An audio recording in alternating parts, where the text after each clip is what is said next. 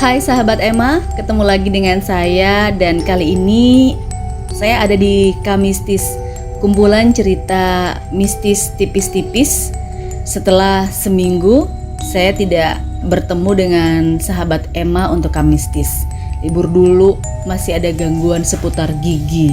Akhirnya sekarang saya senang banget karena bisa ketemu lagi dan bisa bercerita lagi tentang kejadian mistis, baik itu yang saya alami, dialami oleh orang-orang terdekat saya, dialami oleh teman-teman saya, dan juga dialami oleh sahabat Emma. Jadi kalau ada di antara sahabat Emma yang juga pengen berbagi cerita mistisnya di Emma Diary, tinggal DM saja Instagram saya di @em45hanti pakai Y ya. Baik, kali ini saya akan bercerita tentang sebuah urban legend yang konon ini juga berdasarkan kisah nyata yang terjadi di salah satu universitas internasional di Surabaya. Kenapa saya bilang universitas ini standarnya internasional? Karena memang universitas ini salah satu universitas besar dan paling famous di kelasnya. Universitas berkelas lah ya. Ada sebuah urban legend yang berdasarkan kisah nyata yang terjadi di salah satu universitas besar di Surabaya. Kabarnya di sebuah lift yang ada di dalam bangunan kampusnya itu ada hantu cewek, hantu gadis yang pernah menjadi mahasiswi di sana. Nah, hantu mahasiswi di salah satu kampus ini cukup terkenal dan masih sering diceritakan dari mahasiswa senior ke juniornya. Menurut cerita, hantu mahasiswi ini selalu menghantui orang-orang yang naik sampai ke lantai 3 menggunakan lift yang ada di gedung kampusnya. Walaupun begitu, penampakannya juga sering muncul di berbagai ruangan dan kelas. Suatu waktu, saat sesi terakhir mata kuliah, ada seorang mahasiswa yang akan naik kembali ke lantai 3 gedung kampus tempatnya belajar. Saat itu dia pengen mengambil barangnya yang ketinggalan. Tapi karena saat itu orang-orang udah pulang, ya sekitar jam 4 jam 5 sore, dia terpaksa naik sendiri ke lantai itu. Karena sudah hampir malam ya, dia pengen cepat tiba di atas. Akhirnya mahasiswa itu memutuskan untuk naik lift ke lantai 3. Nah, saat berada di dalam lift, perasaan mahasiswa itu memang udah gak enak gitu ketika lift nyampe di lantai 2. Karena lift tersebut terbuka dengan sendirinya. Seolah-olah ada yang mencet tombol lantai 2. Dan tidak seorang pun masuk ke dalam lift yang ditumpanginya itu. Tidak melakukan apa-apa, lift itu kembali tertutup dan melanjutkan naik ke lantai 3. Saat tiba di lantai 3, pintu lift kemudian terbuka. Suasananya udah remang-remang ya. Karena udah jam 5 gitu, langit di sana udah mulai gelap. Lampu-lampu di koridor kosong juga belum nyala gitu, nggak ada yang nyala.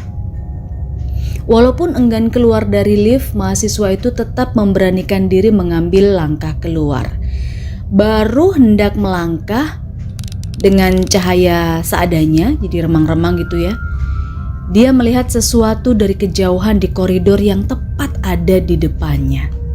Tampak ada sesosok gadis sedang berdiri di sana. Kian lama menatapnya, gadis itu makin dekat. Bulu kuduknya berdiri nih. Dia merasa ketakutan. Gak lama setelah itu, gak sengaja cahaya dari jendela menerpa wajah si gadis. Nah, tampaklah sosok mengerikan dengan wajah yang pucat pasi. Tubuhnya penuh luka, berdarah, yang kebetulan dia pakai baju putih ya. Pakaian putihnya itu lusuh tapi penuh dengan darah. Tidak butuh banyak waktu hingga akhirnya mahasiswa itu memutuskan untuk menutup kembali pintu lift itu segera dan turun secepatnya ke lantai dasar. Nah, keesokan harinya dia menceritakan pengalaman itu kepada temannya. Akhirnya dia tahu kalau sosok hantu gadis itu merupakan hantu yang biasa ada di kampus itu. Gak hanya di lift. Hantu gadis itu dulunya merupakan mahasiswi di universitas ini. Dia biasa menampakkan dirinya di toilet, di perpustakaan, atau di berbagai tempat di dalam kampus itu. Urban legend hantu mahasiswi ini sangat terkenal, tapi tidak ada seorang pun yang mengenal atau mengetahui pasti siapa hantu gadis itu dan mengapa dia menghantui beberapa ruangan di kampusnya. Nah, dari cerita-cerita yang ada, legenda ini berawal ketika ada seorang mahasiswi yang meninggal di sebuah ruangan di kampus itu. Nah, kalau yang ini, itu memang tahun saya. Jadi, saya menjadi saksi hidup ketika peristiwa itu terjadi di kampus itu. Maksudnya membaca dan tahu informasinya benar gitu ya. Waktu itu, sekitar tahun 2002, ada seorang gadis yang pernah menjadi mahasiswi di kampus itu. Gadis itu kemudian punya hubungan asmara dengan cowok ya, antara mahasiswa dan mahasiswi biasa dong ya, dengan kampus yang sama. Tapi suatu kali mereka itu berantem hebat karena cemburu dan nggak tahu urusan apa.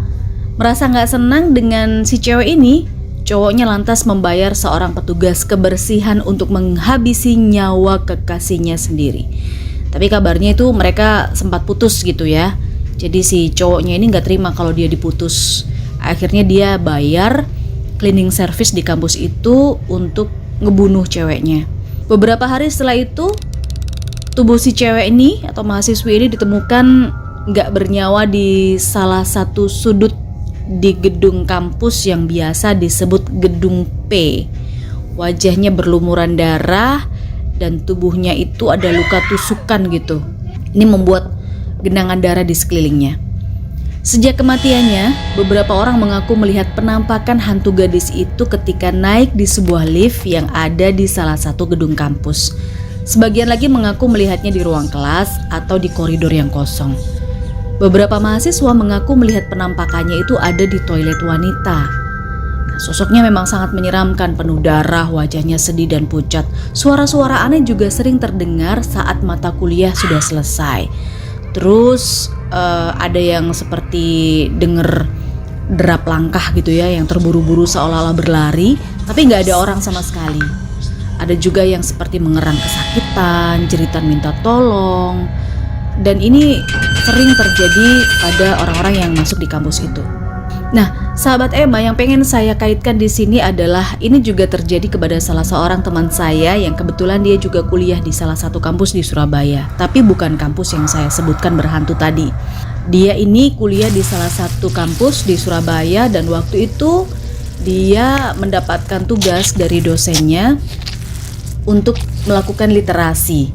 Nah, kebetulan kampus berhantu atau kampus besar di Surabaya yang berhantu tadi itu punya perpustakaan yang cukup lengkap, lebih lengkap dari kampus-kampus lain di Surabaya. Untuk itulah teman saya dan temannya, sebut saja teman saya Hani dan temannya Kiki. Hani dan Kiki itu suatu siang datang ke kampus itu. Tapi karena memang tidak sembarang orang bisa masuk ke kampus besar ini, harus ngurus semacam kartu, bukan kartu tamu ya, bukan visitor ya, apa ya, ada kartu khusus, kartu semacam kartu keanggotaan begitu. Akhirnya dia tidak bisa masuk hari itu, baru minggu depannya lagi. Nah, karena mereka satu grup ya, Hani sama Kiki datang ke kampus itu, sudah dapat kartunya, kartu member untuk masuk ke perpustakaan. Saya lupa dia ceritanya itu perpustakaannya ada di lantai berapa begitu ya, tapi memang perpustakaan itu sangat lengkap dibanding perpustakaan di kampus lain. Hani naik lift, awalnya sih biasa aja. Cuman waktu itu kejadiannya memang sekitar tahun 2003. Kasus pembunuhan mahasiswi oleh kekasihnya yang saya ceritakan tadi itu kelihatannya sekitar tahun 2002 terjadi. Nah, Hani dan Kiki ini masuk di kampus itu.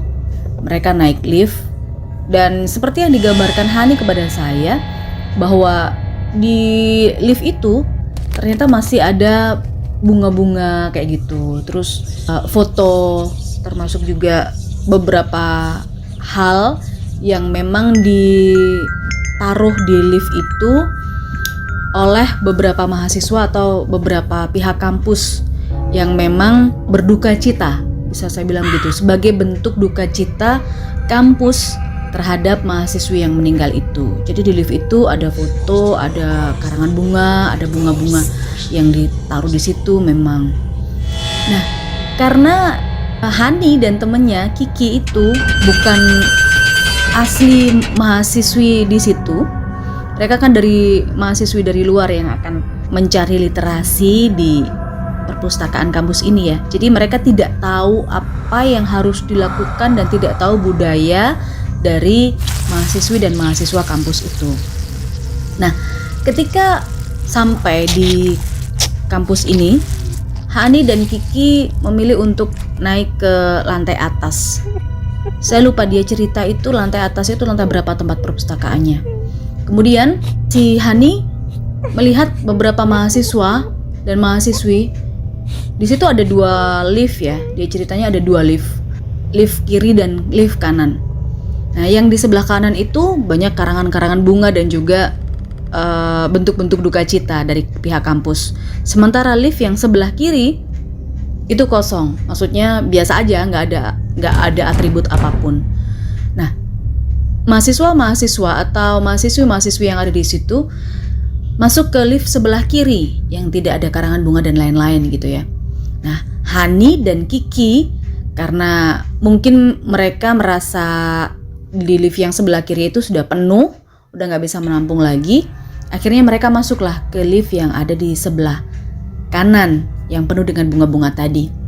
Nah, kemudian mereka naiklah ke perpustakaan. Ketika melewati lantai 1, lantai 2, itu mereka seperti mendengar suara teriakan. Memang sih mereka merasa gak nyaman gitu katanya di dalam lift itu. Mereka seperti mendengar suara teriakan, jeritan seorang wanita. Tapi mereka tidak berpikir apa-apa. Hani bilang dia dan Kiki itu hanya saling memandang aja. Nah, begitu nyampe di lantai tepat perpustakaan itu ada, ya seperti biasa mereka keluar karena kondisinya itu masih sore. Dia bilang masih sekitar jam 2-an, jam 2:30. Itu mereka melakukan literasi di situ sesuai dengan kebutuhan mereka. Mereka sadar bahwa di kampus itu kan tidak bisa sampai malam ya, hanya sampai jam 4:30 atau jam 5 aja gitu. Pokoknya udah malam, udah tutup. Jam 5 sore, sekitar jam 5 lebih 10 menit, Hani bilang ke temennya, turun yuk, besok kita lanjut lagi gitu. Nah, akhirnya mereka berdua keluar dari perpustakaan menuju ke 2 lift itu. Nah, lagi-lagi ada 2 lift itu, lift kanan dan lift kiri. Semua mahasiswi dan mahasiswa itu hanya memanfaatkan lift yang sebelah kiri aja, yang kosong, yang nggak ada atribut duka cita. Jadi mereka udah masuk di situ. Lagi-lagi Hani sama Kiki ini nggak kebagian masuk di lift yang sebelah kiri.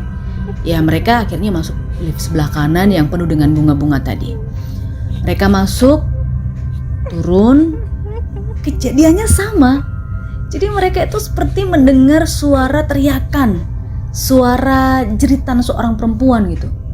Mereka nggak bilang apa-apa, tidak komen apa-apa, mereka hanya saling menatap aja. Sampai tepat di lantai dasar dan itu udah mau maghrib ya. Mau maghrib, mereka baru membahas itu ketika diangkot. Tadi denger nggak waktu kita naik, terus waktu kita turun? Kayak gitu kata Hani. Kiki bilang, iya dengar. Ada hubungannya sama peristiwa setahun lalu nggak sih? Gitu. Kan kita tahu kalau ada mahasiswi yang dibunuh di situ sama pacarnya kan. Wah, nggak tahu juga. Coba besok kita buktiin lagi. Nah, akhirnya di hari berikutnya Hani sama Kiki itu datang lagi kan ke kampus itu untuk literasi dengan kondisi yang sama, tapi kali ini mereka memang sengaja. Jadi kalau di 2 lift itu di sebelah kiri memang kemarin mereka nggak kebagian tempat. Mahasiswi dan mahasiswa pada masuknya ke sana, bukan di lift sebelah kanan yang penuh dengan bunga. Tapi kali itu meskipun lift sebelah kirinya kosong, Hani dan Kiki itu mencoba untuk masuk lagi ke lift sebelah kanan. Jadi mereka masuk, mereka pencet lantai tempat perpustakaannya. Beneran dong, baru nyampe di lantai 2, itu mereka mendengar lagi, bahkan ini seperti ditambah dengan suara rintihan.